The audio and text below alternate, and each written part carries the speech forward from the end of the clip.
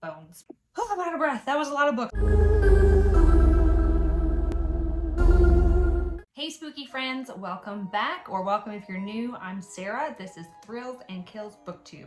Today we're going to talk about 15 books that I think you'll like if you also liked Slewfoot by Brom. So these are all going to be books about witches, Salem witch trials, colonial times, horror set in colonial times. Make sure you've got something to drink. I've got my witch's brew ready to go. Let's get into it. I just finished Slewfoot. This was the host favorite prompt as part of the Hollow Weekend readathon. I'll tag them down below. It's really fun, so if you're looking for a readathon just on the weekends that's manageable, I recommend it. Anyways, this had been sitting on my shelves for a year now. I had never read any Brom. It was beautiful, so I picked it up. I really enjoyed it. I read it over the course of the weekend. It is about Abatha. She is a young widow in 1600s Connecticut. She is a newcomer to this town, a very puritanical town set in Connecticut, and she actually lives on the outskirts. She's very vulnerable because her husband has just unfortunately died, and there is a family member who's trying to make a claim onto the farm. And so she is really fighting tooth and nail both to fit in and to keep her land and her farm for herself.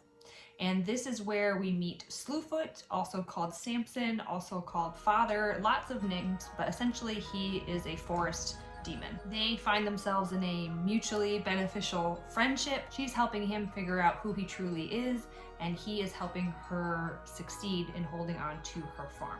It's very interesting. It brings about ideas around right and wrong, religious fanaticism, just daily life in 1600s Puritan New England. Overall, it's about a 4.5 star for me. I really enjoyed it. The illustrations are beautiful.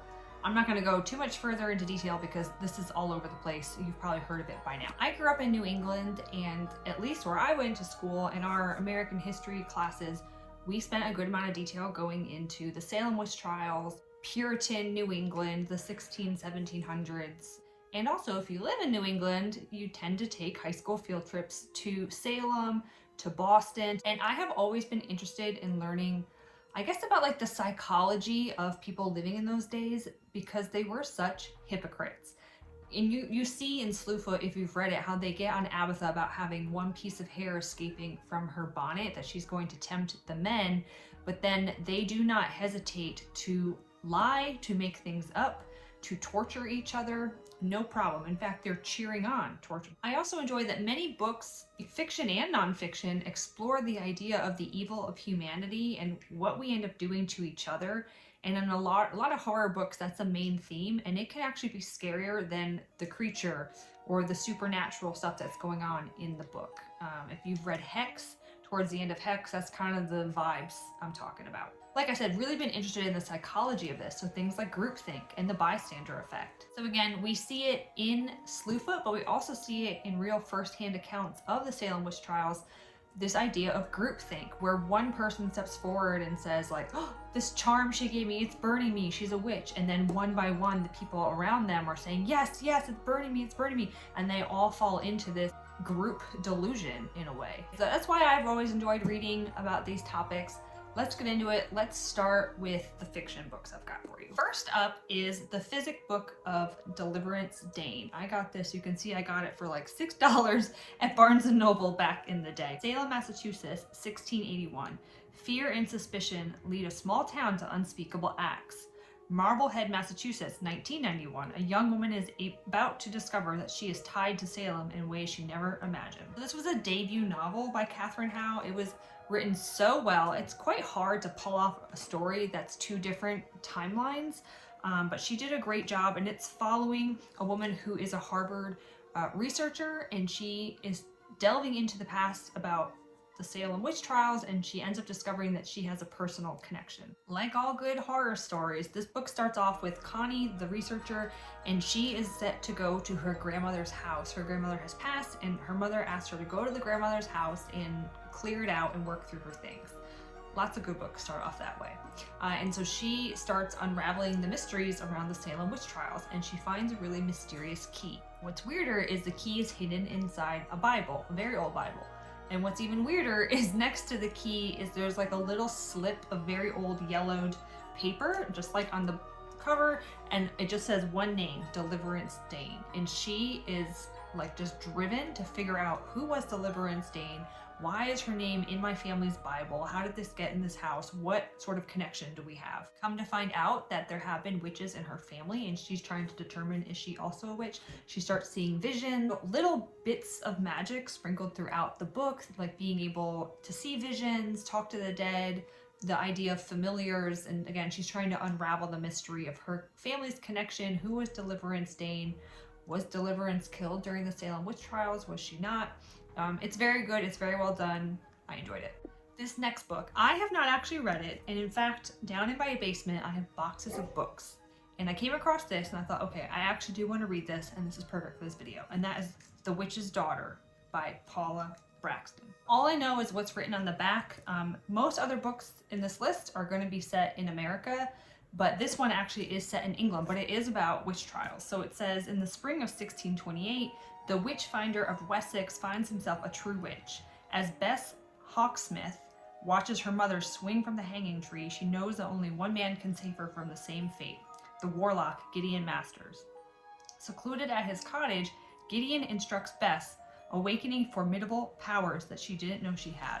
She couldn't have foreseen that even now, centuries later, he could be hunting her across time, determined to claim payment for saving her life. This is another book that also spans two timelines. So there's that historical timeline, and then there's a current day. So it says, in present day England, Elizabeth has built a quiet life. She has spent the centuries in solitude, surviving plagues, wars, and the heartbreak that comes with immortality.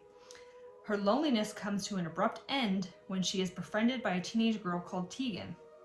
Against her better judgment, Elizabeth opens her heart to Tegan, but will she be able to stand against Gideon, who will stop at nothing to reclaim her soul in order to protect the girl who has become the daughter she never had?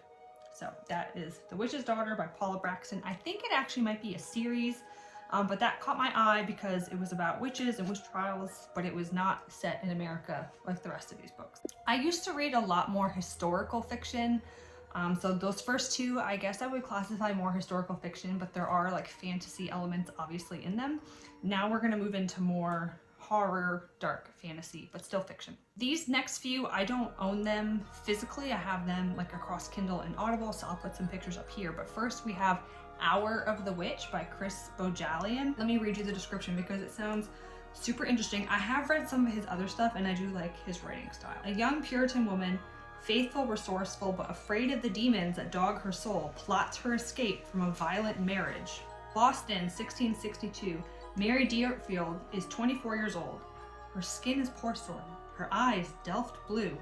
And in England, she might have had many suitors, but here in the New World, amid this community of saints, Mary is the second wife of Thomas Deerfield, a man as cruel as he is powerful. Prone to drunken rage, he drives a 3-tined fork into the back of her hand. I thought it said her head for a second. I was like, this is getting really dark.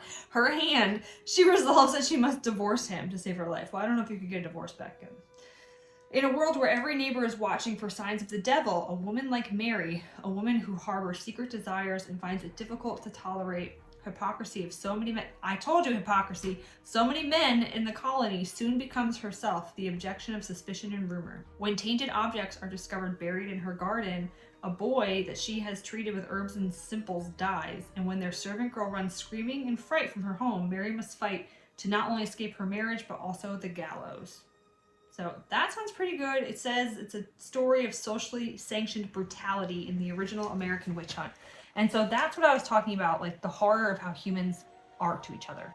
In a way that's scarier than werewolves or vampires, because that could happen in real life, that people can become tyrannical. The way they start treating each other can be very, very evil. So that is The Hour of the Witch. That one looks good. I'll have to bump that up my priority list to get to. Next is a horror book. This is a Robert McCammon book, and that is called Speaks the Nightbird.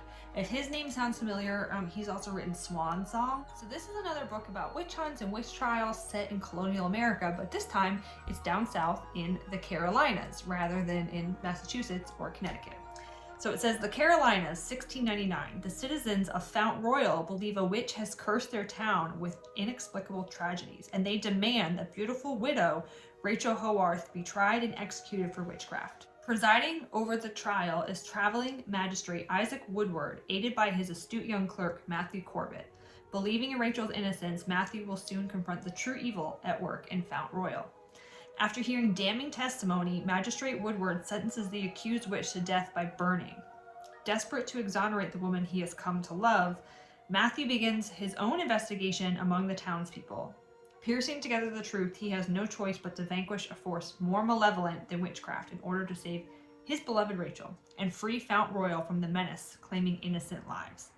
Now, I'm not typically one who enjoys reading romance stories, but I'll say, like, it was well done. This is not a romance. This is a horror, dark fantasy, like horror historical fiction, but the romance is his motivation to do what he has to do to save Rachel. So if you also don't really enjoy romances, I would say give it a try, because that's not the main plot point, the main point of the story. So that is Speaks the Nightbird by Robert McCammon. Next, we have Revenants by Daniel Mills, and this cover, like, I think this is really freaking creepy.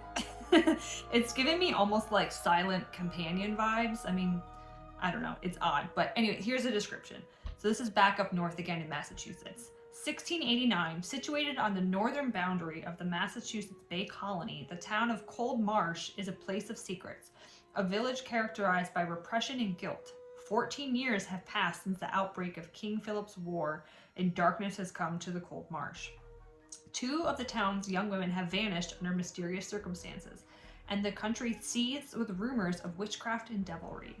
Even their god has abandoned them. And when a 3rd young woman disappears, the men of the village determine to leave the safety of the village and enter the other world of the woods in search of her. Revenants is a lyrical evocation of the colonial landscape, a poetic meditation on the hills and wilds of the vanished country. It also brings back to life with breathing intimacy the inner landscape of somber repression known to the settlers of New England. Now, this is classified under horror, but I think this is kind of one of those like genre blending, genre bending type books. It could be horror, historical fiction, historical fantasy, but it looks pretty good, but I think it's something like not many people have heard of. I have not read it. I only heard about it when I was researching books similar to Slewfoot. So I'm going to be buying this, and hopefully we'll get to it soon. Okay, yeah, definitely horror, because then another description says what they find there is evidence of a massacre against Native Americans that the older men have participated in. It totally unnerves the young men, unleashing a torrent of guilt and sorrow that the repressed men can barely acknowledge, for they are equally terrified of forest and town, the world without and the world within.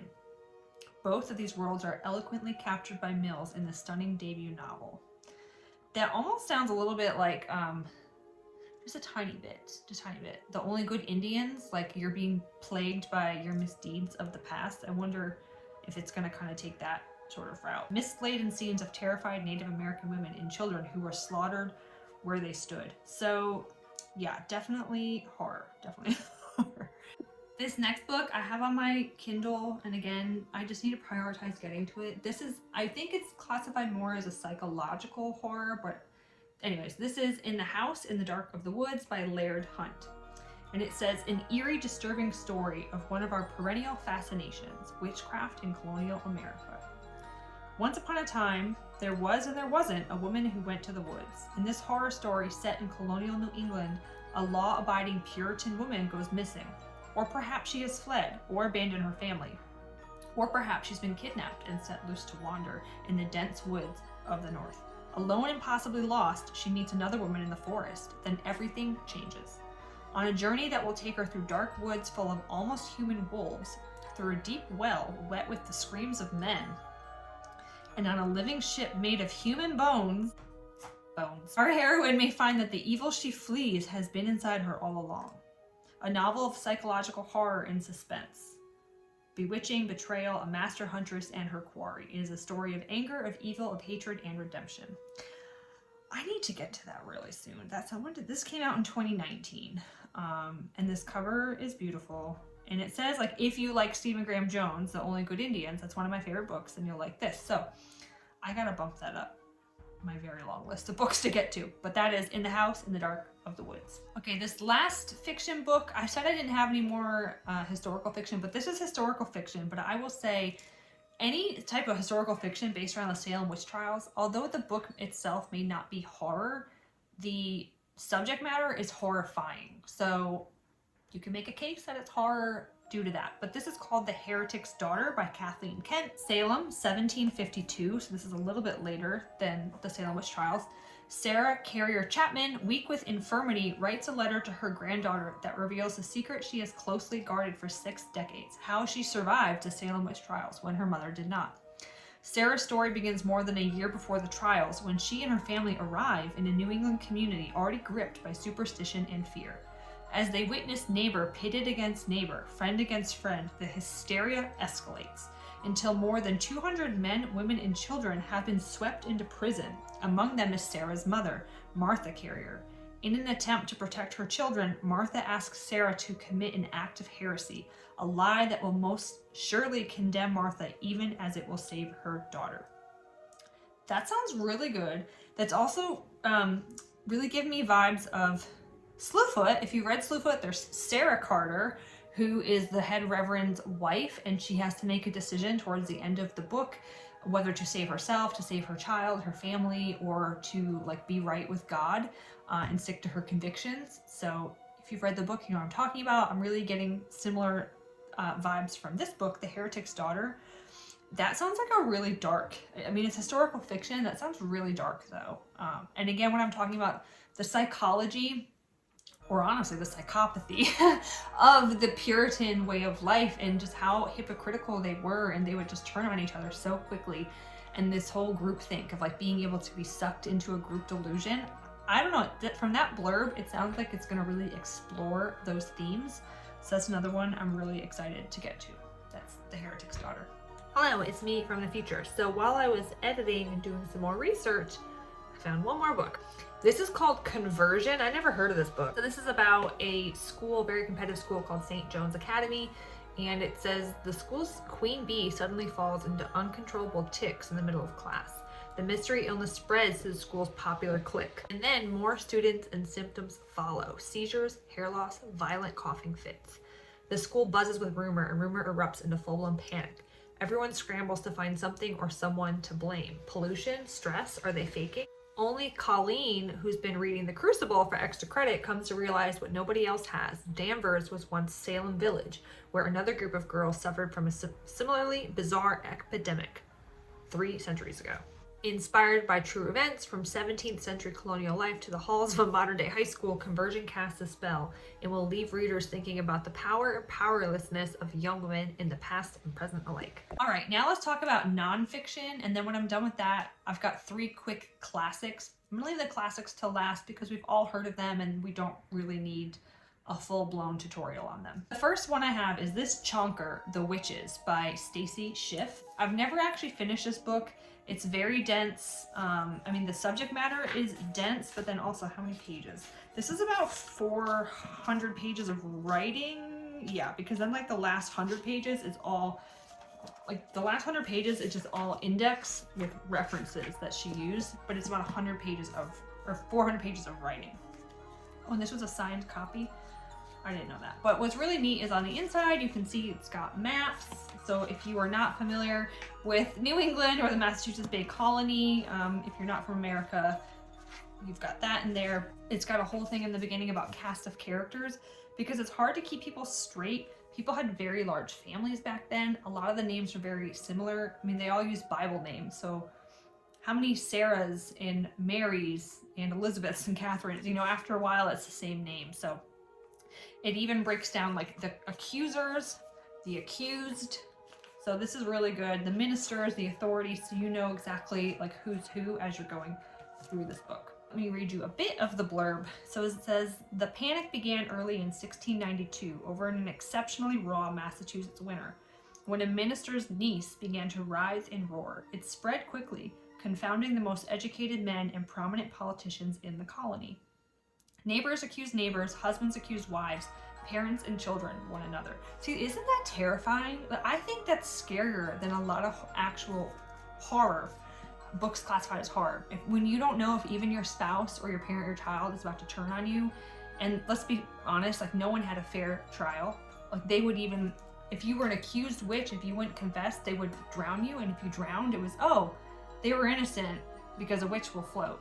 So you either die drowning, or if you managed to float to the surface, they were going to kill you anyways. So I think that's more terrifying than a lot of horror. Let's see. Speaking loudly and emphatically, adolescent girls stood at the center of the crisis. Along with suffrage and prohibition, the Salem witch trials represent one of the few moments when women played a central role in American history. Drawing masterfully on the archives, Stacy Schiff introduces us to the strains on a Puritan adolescent's life and to the authorities whose delicate agendas were at risk. She illuminates the demands of a rigorous faith, the vulnerability of settlements adrift from the mother country, and perched at a politically tumultuous time, on the edge of what a visitor termed a remote, rocky, barren, bushy, wild, woody wilderness. Ooh. I mean, that just sounds scary for many different reasons, but I recommend it. Again, I haven't finished it. I think I only ever got a third of the way through. November tends to be like nonfiction November, so maybe I'll read it for that. Next, I've got two little shorties. I've talked about this one. It's called Witches, Midwives, and Nurses. This is like 100 pages, if that. And it's just about the history of women healers and how, you know, you might have been tried as a witch in the Salem witch trials because you happen to know what plants and herbs would be good for a cold or for antibacterial properties or whatever.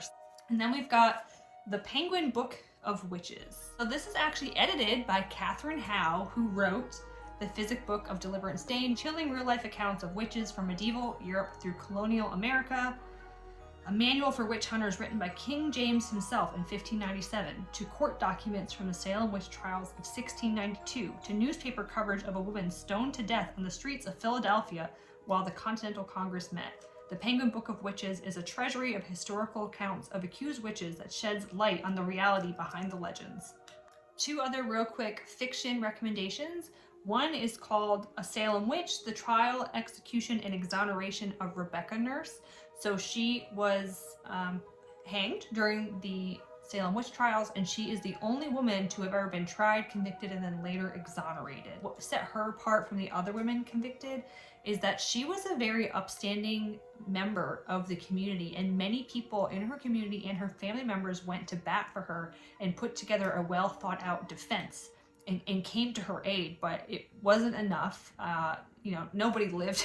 They were all hanged, but that is what helped later on lead to her exoneration of the charges of witchery, being a witch. So anyways, this one, I've again read pieces of it. It's on my Kindle, so I'm sorry I don't have a physical copy to show you, but it just seemed really different. That's why I wanted to include it in this list. Oh, and then let me include this little piece from the snippet. The author examines how Nurse's case helps answer the important question of whether the accusation of witchcraft were caused by mental illness or malicious intent.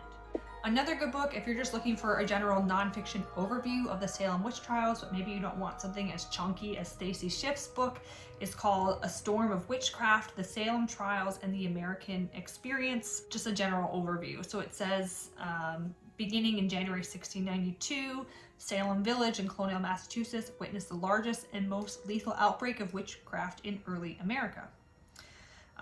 The resulting Salem witch trials, culminating in the execution of 19 villagers, persists as one of the most mysterious and fascinating events in American history. So again, we all know what the topic is. That's just if you want something less chunky than Stacy Schiff's The Witches. These two are quite different because they are first-hand accounts from the 1690s. So the first one is called Wonders of the Invisible World, and this is written by Cotton Mather. So any of my colonial American history geeks or any kids who took AP US history, you know who the Mathers were.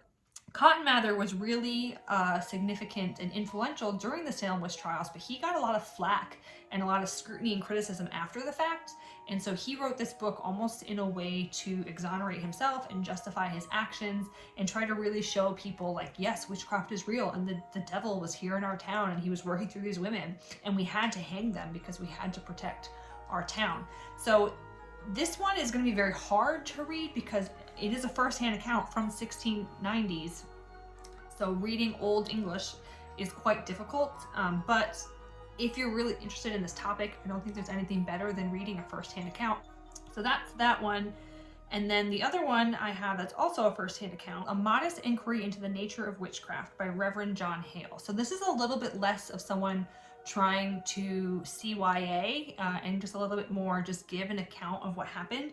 He also wrote this later on, 1702. So this is about 10 years after the Salem witch trials that he was writing. It's written by Reverend John Hale, pastor of the church in Beverly, Massachusetts. He concludes with the theory that it was Satan, but not the witches, who used the manipulation of objects to afflict others. Reverend Hale had been the preacher in Salem since 1664, was a participant in the trials, and attended them and prayed with the accused. His eyewitness account is one of the rarest, having been reprinted only once. Again, that's going to be hard to read because it's 1702 English writing of this reverend. But I think if you're really interested in this topic, again, what else could you read better than first-hand accounts? And that one is a little bit less CYA, and I think it's going to be a little bit more like what actually happened. And he seemed to be more empathetic because it even says he prayed with the accused. So if you've read Slewfoot, I think that's going to be a little bit more along the lines of Reverend Carter than Reverend Smith, or what was the third one? Reverend Collins. And then really quickly to wrap this up, I have 3 classics for you. That would be The Crucible, The House of the Seven Gables, and then you might not have heard of this one, Lois the Witch by Elizabeth Gaskell. That was one of her earlier works, but one of her lesser known works. Now, I had read The House of the Seven Gables. I've been to the House of the Seven Gables in Salem. I'll put a picture here. What I did not realize before researching for this video is that Nathaniel Hawthorne, actually his family goes back to the Salem witch trials and had some historical significance. I don't remember if they were among the accused or the accusers, but that, I guess, was sort of the impetus to him writing this book about being cursed by someone who was put to death as a witch. So I don't know, was there any truth to it? Was he taking some things that happened in real life and then putting it into his fictional story? I don't know, very interesting, but it's also a really cool place to go visit if you're ever in Salem and get a chance. And then The Crucible, I don't know if you guys had to do this in drama class in high school. My school put it on every few years. And then there's a pretty good movie adaptation with Winona Ryder. Love her. We all know what this stuff is about, so I'm not going to go into too much further detail, but that is 3 classics if you are looking for something. Oh, I'm out of breath. That was a lot of books. That might have actually been more than 15. I forget. I just kept writing them down. But that's about 15 books. So if you really enjoyed Slewfoot, if you're looking for more books, classics, modern books, horror, historical fiction, nonfiction, those would be my recommendations if you want to read more on the topic. If this is a topic that also interests you, I would love to talk about it more. Please let me know if you also enjoy this stuff, because I would love some friends to talk about it with. Let me know if you've read any of these. Are there any that you want to prioritize on your TBR before the end of the year? That's all I've got for you today, and I hope you guys have a great weekend and stay spooky, friends.